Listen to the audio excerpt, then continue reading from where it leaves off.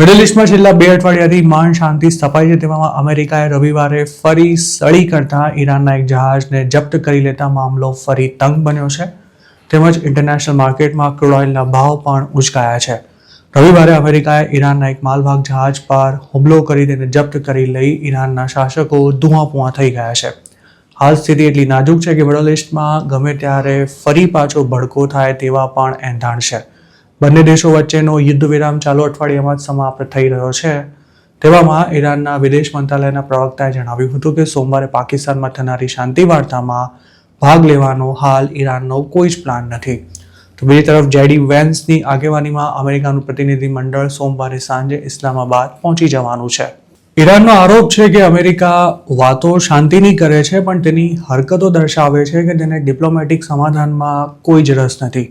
Seize fire થયું તેના ગણતરીના સમયમાં જ અમેરિકાએ હોર્મુઝની ખાડીમાં નાકાબંધી કરવાની જાહેરાત કરી હતી. અમેરિકાનો મુખ્ય હેતુ ઈરાન આવતા જતા જહાજોને અટકાવવાનો હતો જેથી તે પોતાના ક્રૂડને બીજા દેશોમાં એક્સપોર્ટ કરી કોઈપણ પ્રકારની આવક પ્રાપ્ત ન કરી શકે અને બહારથી હથિયારો ઈરાન સુધી ન પહોંચી શકે. જોકે યુદ્ધ વિરામ દરમિયાન પણ બંને દેશો વચ્ચે ઉંદર બિલાડીની રમત યથાવત રહી હતી. આ દરમિયાન ઈરાન અનેકવાર હોર્મુઝની ખાડી ખોલ બંધ કરી ચૂક્યું છે અને અમેરિકા પણ પોતાના કોલર ઊંચા રાખતા ઈરાનને ઘણીવાર ધમકાવી ચૂક્યું છે. હોર્મુઝ પર પોતાનો એકાધિકાર બરકરાર રાખવા માટે ઈરાન પણ એડી ચોટીનું જોર લગાવી રહ્યું છે. તેવામાં રવિવારે ઈરાનના MV તુસ્કા જહાજ પર અમેરિકાએ હુમલો કર્યા બાદ તેના પર પોતાના સૈનિકો ઉતારી આ જહાજને સીઝ કરી લીધું હતું. અમેરિકા અને ઈરાન વચ્ચે ચાલુ વીકમાં પાકિસ્તાનમાં ફરી વાતચીત થવાની છે તેવા જ સમયે બનેલી આ ઘટનાએ ઈરાન અમેરિકા સાથે બેસવા તૈયાર થશે કે નહીં તેના પર સવાલો ઊભા કર્યા છે. જોકે અમેરિકાએ હજુ સુધી આ જહાજ પર કબજો જમાવી દેવાયો હોવાની જાહેરાત નથી કરી.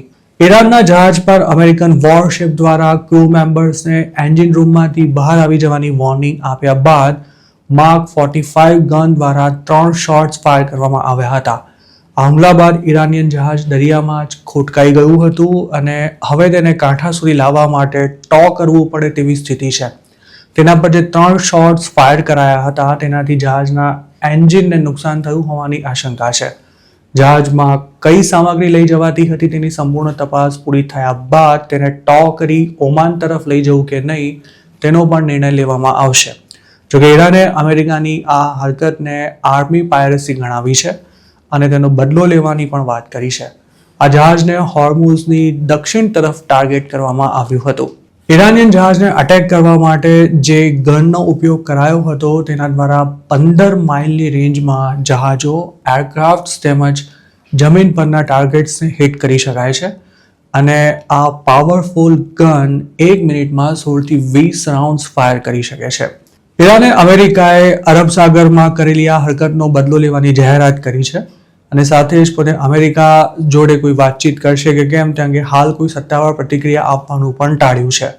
ઈરાનના આ જહાજ અને તેના ક્રૂ મેમ્બર્સનું શું થશે તેનો સમગ્ર આધાર પણ જહાજમાં એક્ઝેક્ટ કઈ સામગ્રી ટ્રાન્સપોર્ટ કરવામાં આવી રહી હતી તેના પર છે. અમેરિકન મિલિટરીના સેન્ટ્રલ કમાન્ડના જણાવ્યા અનુસાર MV તુસ્કાને અમેરિકન યુદ્ધ જહાજ દ્વારા 6 કલાકની અંદર અવારનવાર વોર્નિંગ આપવામાં આવી હતી. આ દરમિયાન ઈરાનનું આ જહાજ બંદર અબ્બાસ તરફ જઈ રહ્યું હતું.